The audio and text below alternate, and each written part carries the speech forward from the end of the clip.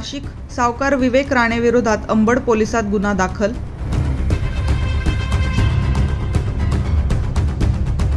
वैद्यकीय उपचारासाठी व्याजाने घेतलेल्या 70,000 रुपयांच्या मोबदल्यात चारचाकी वाहन गहाण ठेवले। कर्जदाराने वेळोवेळी व्याजही देऊन मूळ रक्कम परत देण्यास तयार असतानाही खासगी सावकार वेळोवेळी अतिरिक्त पैशाची मागणी करून चारचाकी वाहन देण्यास मागील 8 महिन्यांपासून टाळाटाळ केली। या प्रकरणी सावकार विवेक उर्फ मुन्ना राणे यांच्या विरोधात अंबड पोलीस ठाण्यात तक्रार दाखल करण्यात आली आहे। त्यानुसार त्याच्या विरुद्ध गुन्हा दाखल झाला आहे। 1.5 लाख रुपयांच्या मोबदल्यात चारचाकी वाहन गहाण ठेवून तब्बल 30,000 रुपये व्याज देऊनही पुन्हा 1 लाखाची मागणी केल्याबद्दल या सावकाराविरोधात बुधवारी रात्री अमोल आहेर यांनी दिलेल्या फिर्यादीवरून खंडणीसह सावकारी कायद्याअंतर्गत गुन्हा दाखल करण्यात आला होता। आता पुन्हा दुसरा गुन्हा दाखल होणार असल्याने या सावकाराचे कारनामे समोर आले आहेत।